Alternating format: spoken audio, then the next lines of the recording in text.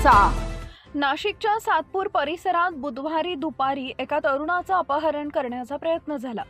तेजस धाडगे नावाच्या या तरुणाला 4 ते 5 जणांनी चारचाकी गाडीत जबरदस्तीने चढवण्याचा प्रयत्न केला। त्यांनी त्याचा मोबाईल हिसकावून घेतला। मात्र तेजस वेळीच पळून गेला आणि पपया नर्सरी पोलीस चौकीत पोहोचला। पोलिसांनी गिरीश शिंगोटे यासह काही अज्ञात व्यक्तीवर अपहरणाचा गुन्हा दाखल केलाय। ही घटना तेजसच्या पत्नीच्या पूर्वीच्या प्रेमसंबंधामुळे घडली असल्याचं बोललं जात आहे, कारण मुख्य आरोपी गिरीश आणि तेजसची पत्नी यांच्यात लग्नापूर्वी प्रेमसंबंध होते अशी माहिती सूत्रांनी दिली आहे।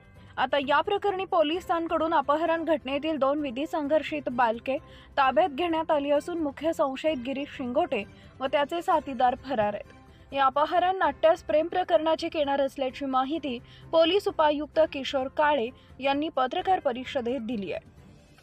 सातपूर पोलीस स्टेशन हद्दीच्या अंतर्गत परवा दिवशी 17 तारखेला एक अपहरणाचा त्या ठिकाणी गुन्हा दाखल झाला होता। एक सोशल मीडियामध्ये त्या ठिकाणी व्हिडिओ पण व्हायरल झाला होता।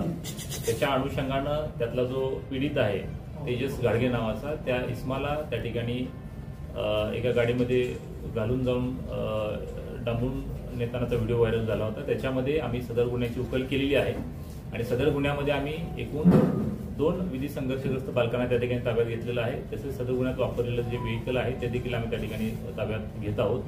त्याच्यामध्ये सदरचा प्रकार हा प्रेम प्रकरणातून घडलेला होता। त्याच्यामध्ये या गुन्ह्यातील जो पीडित आहे त्याची जी सध्याची पत्नी आहे ती आणि तिच्या याच्याविषयी यातले जे आरोपी आहेत त्यांचे एकंदरीत त्याच्यामध्ये नातेसंबंधाचा त्याच्यामध्ये विषय आहे।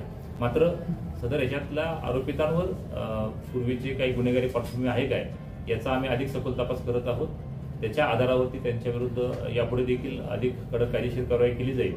तसेच या गुन्ह्यातील जे उर्वरित अजून काही आरोपी अटक करणं बाकी आहे ते देखील त्या ठिकाणी आम्ही अटक करत आहोत। सदरची जी आमची कामगिरी आहे ती आमचे सातपूर पोलीस स्टेशनचे प्रभारी पोलीस निरीक्षक खैनार साहेब आणि त्यांच्यासोबतची आमची सगळी टीम, डीबीची टीम आणि याच्यात क्राईम ब्रांचच्या देखील टीमने त्या ठिकाणी काम केलेलं आहे। अशी संयुक्त कामगिरी आहे आणि त्या कामगिरीबद्दल आम्ही त्यांचं अभिनंदन देखील करतो।